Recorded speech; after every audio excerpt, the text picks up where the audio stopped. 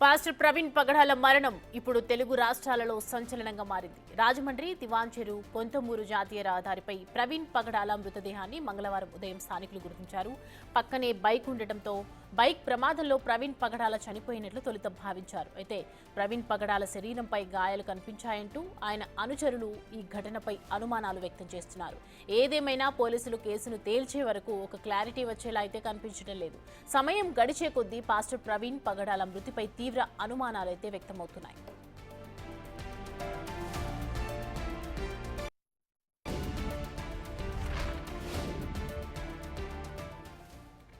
మరణానికి ముందు ప్రవీణ్ పగడాల వీడియోలు కొవ్వూరు టోల్ గేట్ వద్ద ఉన్న సీసీ కెమెరాల్లో రికార్డ్ అయ్యాయి. అప్పుడు సమయం సుమారు 11:30 కావస్తున్నట్లు తెలుస్తోంది. అక్కడ కాస్త స్లోగా ఆయన తన బుల్లెట్ బైక్ ని నడుపుతున్నారు. ఇండికేటర్ వేసుకొని బండి నడుపుతున్న దృశ్యాలు సీసీ కెమెరాల్లో రికార్డ్ అయ్యాయి. అప్పుడు ఆ బైక్ కి హెడ్ లైట్ కూడా వెలగటం లేదు. మరి హెడ్ లైట్ పాడైందా లేదా ఇంకేదైనా జరిగి హెడ్ లైట్ వేయలేదా అనేది కూడా మిస్టరీగానే ఉంది. ఆ తర్వాత కాస్త దూరంలో ఆయన మరణించిన ప్రదేశం ఉంది.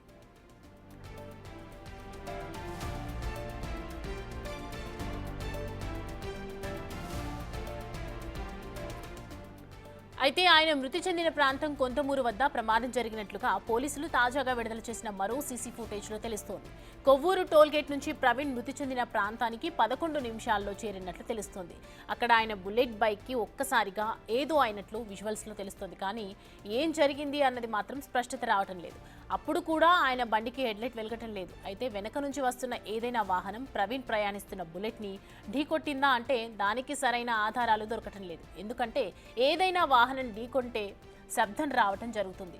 అదే జరిగితే కనీసం అదే సమయంలో ఆ దారిలో వెళ్తున్న వాహనం ఏదో ఒకటి ఆపి ఉండేవారు. ఇక్కడ అలాంటిది ఏమీ జరగలేదు. వాహనాలు సాఫీగా వెళ్లిపోయాయి. దీంతో రాత్రంతా ఆయన మృతదేహం అక్కడే ఉండిపోయింది. మంగళవారం ఉదయం స్థానికులు చూడటంతో విషయం బయటికి వచ్చింది.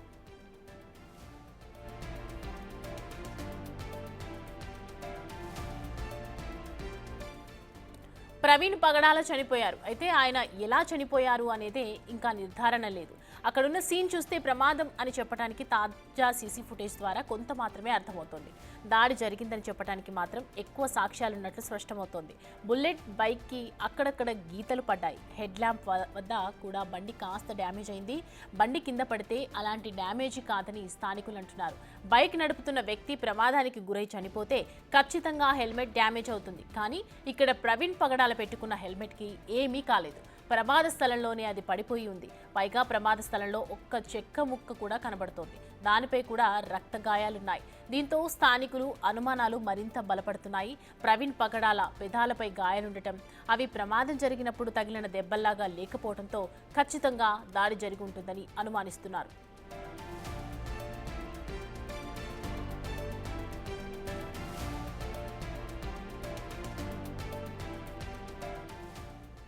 ప్రవీణ్ హత్య కేసును పర్యవేక్షిస్తున్నట్లు తూర్పుగోదావరి జిల్లా ఎస్పీ నరసింహకిషోర్ తెలిపారు. ప్రత్యేక బృందాలను ఏర్పాటు చేసి దర్యాప్తు చేస్తున్నట్లు ఎస్పీ ప్రకటించారు. మరోవైపు ఇవాళ ఉదయం రాజమండ్రి ప్రభుత్వాసుపత్రిలో ప్రవీణ్ పగడాల మృతదేహానికి పోస్టుమార్టం జరగనుంది.